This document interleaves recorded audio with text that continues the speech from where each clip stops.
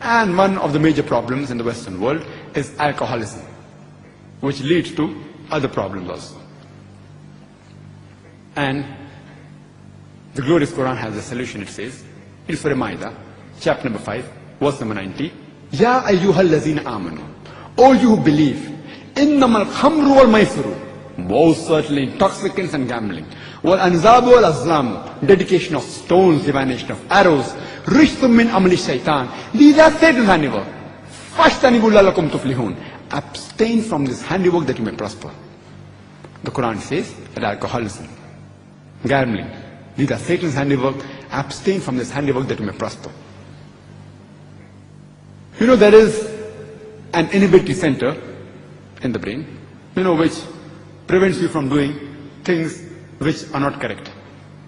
For example, if I have to go for call of nature, my inhibitory center will say, don't do it here, go to the toilet. If I'm speaking to elders, my inhibitory center will say, speak with respect. Don't abuse your parents, don't abuse your elders. Inhibitory center is working.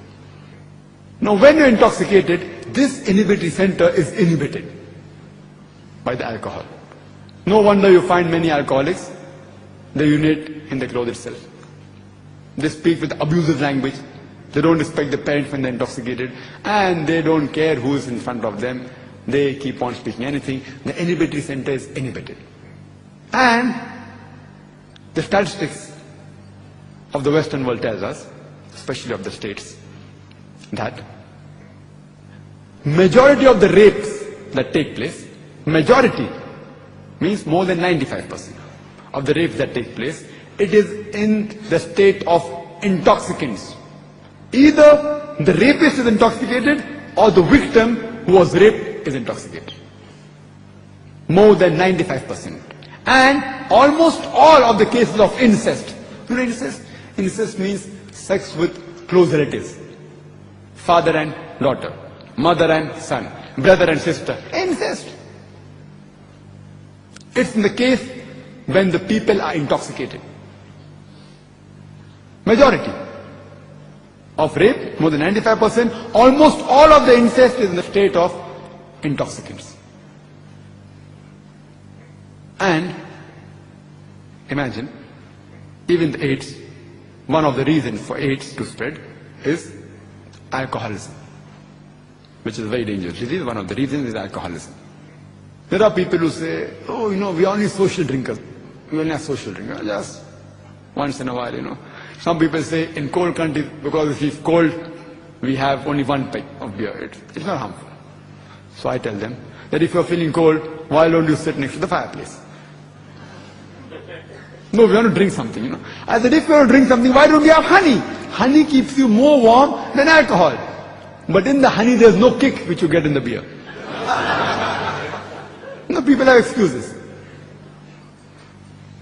And there are some Westerners, who told me, let's see, Brother Zakir, Islam, I don't mind accepting. But the thing is that I cannot give up my alcohol.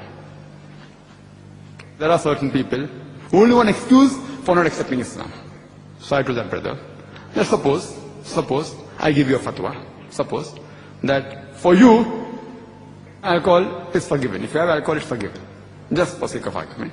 Will you accept Islam then? He was silent. People want to give excuse for not accepting it. Not that that was the only reason why he's not accepting Islam. Saying that, no, Islam is a good religion, but I cannot give up my alcohol. So I said, okay, fine. At least you give up your shirk. I will tell you that even with alcohol, no problem. Allah may forgive you. Shirk, Allah will never forgive you. If you do shirk, Allah will never forgive you. No problem. If that's your only hitch from accepting Islam, I will give you a certificate that no problem. You have alcohol. Other things that will be follow of Islam. And this is trying to use hikmah. As I said, there are no excuses people don't accept Islam. But then Islam has a solution to the problems. There are people who say, my father, he's a social drinker since a long time. So I tell the people, every drunkard, when you interview him, every alcoholic you interview him, and you can ask the doctors, when you interview them, no alcoholic starts drinking because he wants to become alcoholic. No alcoholic starts drinking because he wants to become a drunkard. He starts as a social drinker. And many of them end up becoming drunkards. And then some people say, my father, he is a social drinker and he has good willpower. He has only one peg a week and one peg twice a week, and he never gets intoxicated. So I tell that any human being who's been having alcohol since several years, you ask him that has he ever been intoxicated in his life, and no one can say no. If he's been a social drinker also, at least a few times in his life, he has to be intoxicated. And if suppose during that time, if he commits a crime like rape or incest, will any modest person be ever able to forgive himself again? The loss that is done, irreparable, irreversible loss done to him and the victim is unforgivable. Suppose in the state of intoxication, if you get intoxicated even once, and suppose you commit rape, or suppose you commit incest, your father sleeps with the daughter, will he ever be able to forgive himself? Therefore, our beloved Prophet said, it's mentioned in Ibn Majah, volume number 3, in the book of intoxicants, chapter number 30, hadith number 3392, that anything which intoxicates you in large quantity is even prohibited in small quantity. No excuse for nipor at all. Our beloved Prophet said, it's mentioned in Ibn Majah, volume number 3, in the book of intoxicants, chapter number 30, hadith number 3371, that intoxicants are the mother of all evils. It is the mother of all evils. Because of intoxication, there is so much of evil in society. Molestation, rape, disease, etc. several. And the Prophet said that 10 categories of people are cursed, those who are involved with alcohol. It's mentioned in Ibn Majah, volume number 3, in the book of intoxicants, chapter number 30, hadith number 3380. And the Prophet said, anyone who's involved in 10 categories with alcohol, Allah's curse is on such people. Those that distill alcohol, those who distill it for others, those who drink it, those who transport it, those who transport it for somebody else, those who serve it, those who sell it, those who utilize the profits of the sales, those who buy it and those who buy it for someone else. All these 10 types of people, Allah's curse is on these people. And there are several diseases which a person can have by having intoxicants. You can give a talk only on the ill effects of alcohol, which the Western world knows about it. Not that they don't know. Therefore, they have several resolutions passed, which I shall discuss one later on. And you can give a talk, only listing the names of diseases will take you a full day. I'll just mention a few. One of the most dangerous diseases, which is associated with the person drinking alcohol, is cirrhosis of liver. Having intoxicants, a person can also have carcinoma of the esophagus, carcinoma of the head and neck, carcinoma of the stomach, carcinoma of the liver. A person can have esophagitis, gastritis, pancreatitis, hepatitis. He can have cardiomyopathy. He can have angina. He can have hypertension. He can have atherosclerosis. All these are associated with having alcohol. A person can have peripheral neuropathy, cortical atrophy, cerebral atrophy if he has alcohol. A person can be associated with strokes, with fits, with paralysis, with apoplexy.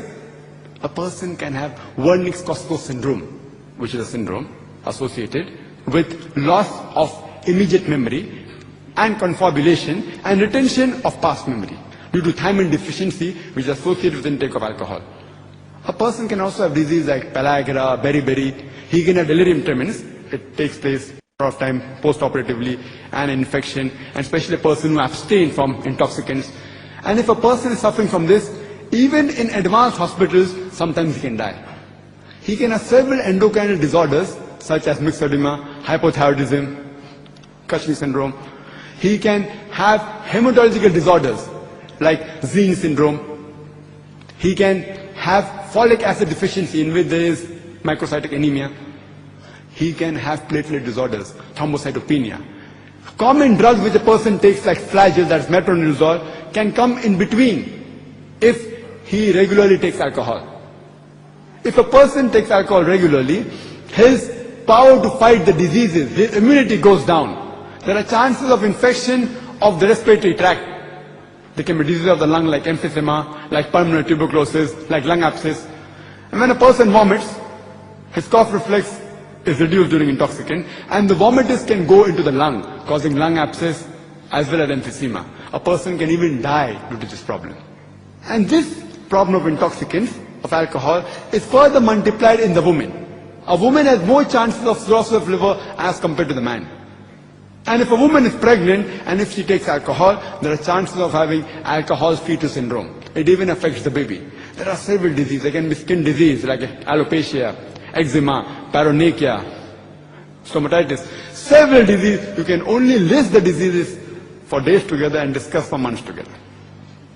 But today's doctors, the Westerners, they tell us in the medical journals that alcoholism is a disease. It's a disease, it's not addiction. You know, like how you have typhoid, you have pulmonary tuberculosis, and normally people are sympathetic towards people who have disease. If a person is sick, you are sympathetic. Poor person, he has got typhoid, he has got influenza, he is suffering from illness. So today's doctors tells us that alcoholism is a disease. So I tell them, if alcoholism is a disease, it is the only disease that is sold in bottles. It is the only disease that has a licensed outlet for its sale. It is the only disease that brings the revenue to several governments of the world, including the Western government. It is the only disease that is advertised in the television, on the satellite, on the radio, in the newspapers, in the magazines. It is the only disease which brings violent deaths on the highways. It is the only disease that destroys families. It is the only disease which has got no viral or germ cause. It's not a disease. The Quran says in Surah Ma'idah chapter 5 verse number 90, "Rijsum min amali shaitan, fajtanibu la'allakum tuflihun." It's not a disease, it's the Satan's handiwork. Abstain from this handiwork that you may prosper. And Islam also has a solution. There are chances that you may get a